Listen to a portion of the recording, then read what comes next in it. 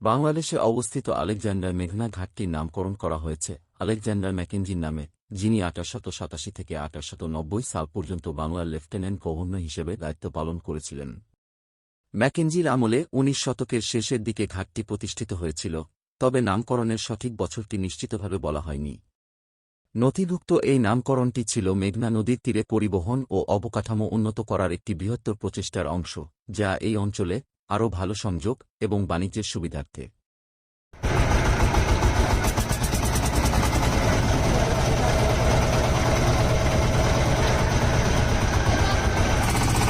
পার করেই সবাই এখানে চলে আসছে, আনন্দে মেতে উঠেছে। এটা কি কোনো টেম্পু নাকি কোনো ট্যাক্সি যে সবাই ভিতরে দাঁড়িয়ে আছে? আসলে এটি হচ্ছে একটি যাত্রী ছাউনি, যেখানে রোদে মানুষ একটু। আলেকজান্ডার মেঘনা সমুদ্র সৈকত একটি অপেক্ষাকৃত কম পরিচিত উপকূলীয় অবস্থান।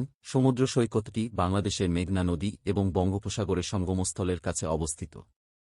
এখানে এই অঞ্চলের ঐতিহাসিক প্রেক্ষাপটের একটি সংক্ষিপ্ত বিবরণ দেওয়া হল। ভৌগোলিক গুরুত্ব: মেঘনা নদী বাংলাদেশের অন্যতম প্রধান নদী, গঙ্গা, ব্রহ্মপুত্র এবং পদ্মা নদীর মিলিত হওয়ার ফলে গঠিত। এই নদী ব্যবস্থাটি শতাব্দী ধরে বাণিজ্য, কৃষি এবং পরিবহনের জন্য অত্যন্ত গুরুত্বপূর্ণ। ঐতিহাসিক বাণিজ্য রুট: আলেকজান্ডার মেঘনা সমুদ্র সৈকত সংলগ্ন বঙ্গোপসাগর প্রাচীন সামুদ্রিক বাণিজ্য রুটের একটি গুরুত্বপূর্ণ অংশ ছিল। ঐতিহাসিকভাবে এটি ভারতীয় উপমহাদেশ, দক্ষিণ পূর্ব এশিয়া এবং তার বাইরের মধ্যে বাণিজ্য সহজতর করেছিল। গ্রিস, রোম, চীন এবং আরব বিশ্বের প্রাচীন ব্যবসায়ীরা এই জলে চলাচল করত। ঔপনিবেশিক প্রভাব: ঔপনিবেশিক আমলে ব্রিটিশ, ফরাসি এবং ডাচদের বঙ্গোপসাগর অঞ্চলে উল্লেখযোগ্য আগ্রহ ছিল। মেঘনা মোহনার কৌশলগত গুরুত্ব ঔপনিবেশিক সামুদ্রিক ক্রিয়াকলাপে ভূমিকা রাখত, যদিও আলেকজান্ডার মেঘনা সমুদ্র সৈকতের সাথে সরাসরি যুক্ত নির্দিষ্ট ঐতিহাসিক ঘটনাগুলি ভালোভাবে নথিভুক্ত নাও হতে পারে। প্রাকৃতিক পরিবর্তন: বাংলাদেশের উপকূলীয় ভূগোল আলেকজান্ডার মেঘনা সমুদ্র সৈকতের মতো এলাকাগুলি সহ নদী থেকে পলি জমার কারণে এটি অত্যন্ত গতিশীল। ভূমিরূপ এবং উপকূল রেখাগুলি ক্রমাগত পরিবর্তিত হচ্ছে, সময়ের সাথে সাথে মানুষের বসতি এবং কার্যকলাপকে প্রভাবিত করছে। আধুনিক প্রেক্ষাপট: সমসাময়িক সময়ে আলেকজান্ডার মেঘনা সমুদ্র সৈকতের আশেপাশের অঞ্চলটি স্থানীয় পর্যটন, মাছ ধরার জন্য এবং সম্ভবত সমৃদ্ধ জীববৈচিত্র্য পর্যবেক্ষণের জন্য একটি স্থান হিসাবে গুরুত্বপূর্ণ হতে পারে। জি, আপনাদের অনুভূতি কি এখানে এই আলেকজান্ডার বিচে এসে? বিচে কেমন লাগছে? আচ্ছা আচ্ছা, কোথায় থেকে এসেছেন আপনারা?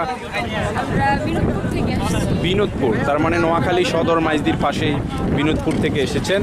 তো আপনার নামটি একটু জানতে পারি? কি করেন আপনি? ওকে, ধন্যবাদ সমিতি। এখানে বিভিন্ন ধরনের বিনোদনমূলক ক্রিয়াকলাপ রয়েছে, যা ছাত্র, শিক্ষক, পুরুষ এবং মহিলাদের জন্য, ছাত্রদের জন্য ইন্টারেক্টিভ ওয়ার্কশপ, হাতেকলমে শেখার ক্রিয়াকলাপ যেমন রোবোটিক্স, শিল্প বা সঙ্গীত কর্মশালা। ক্রীড়া প্রতিযোগিতা: জনপ্রিয় খেলাধুলার জন্য ইভেন্ট আয়োজন করা যেমন football, basketball. Game nights: board games, video games বা ট্রিভিয়া প্রতিযোগিতা। পারফরম্যান্স আর্টস: শিক্ষকদের জন্য পেশাদার উন্নয়ন রিট্রিটস, মনোরম জায়গায় শিথিলকরণের সাথে শিক্ষার সমন্বয়। বুক ক্লাব: তাদের আগ্রহ এবং শিক্ষার ক্ষেত্রে প্রাসঙ্গিক সাহিত্য শেয়ার করা এবং আলোচনা করা।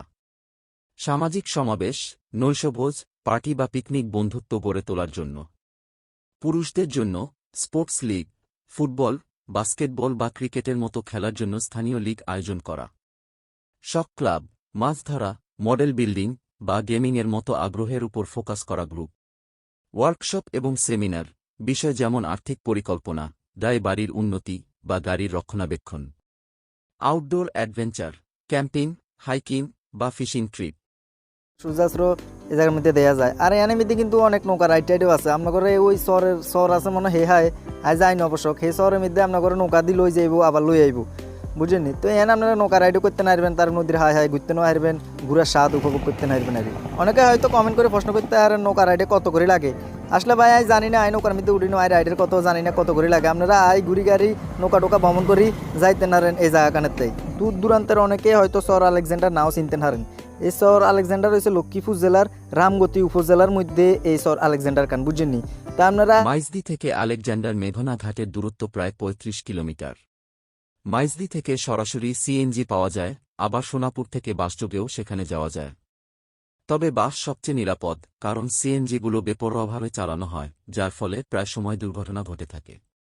আবার মোটর সাইকেল যোগেও সেখানে যাওয়া যায়, তবে সোনাপুর থেকে আলেকজান্ডার মেঘনা ঘাট পর্যন্ত কিছু দূর পর পর স্পিড ব্রেকার রয়েছে।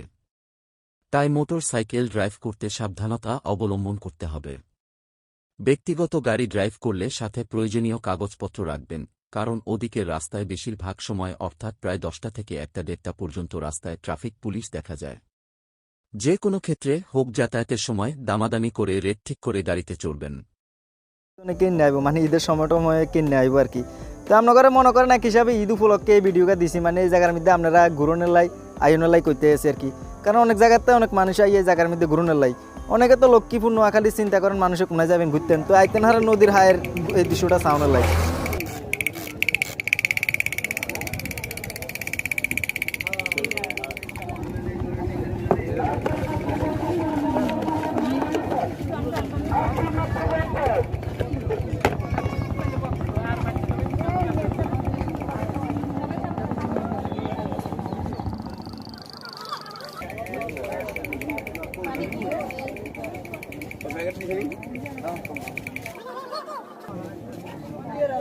আলেকজান্ডার বিচ ভ্রমণের জন্য কিছু পরামর্শ। সঠিক সময় নির্বাচন। গ্রীষ্মকাল বা বসন্তকালে ভ্রমণের জন্য সেরা সময়, কারণ আবহাওয়া মনোরম থাকে। আবহাওয়া পর্যবেক্ষণ।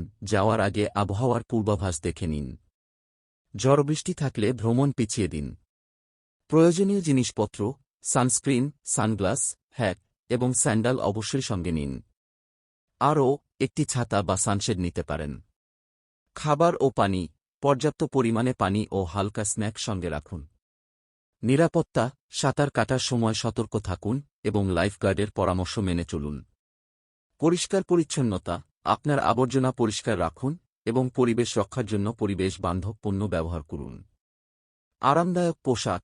আরামদায়ক ও হালকা পোশাক পরিধান করুন যাতে গরম থেকে স্বস্তি পান।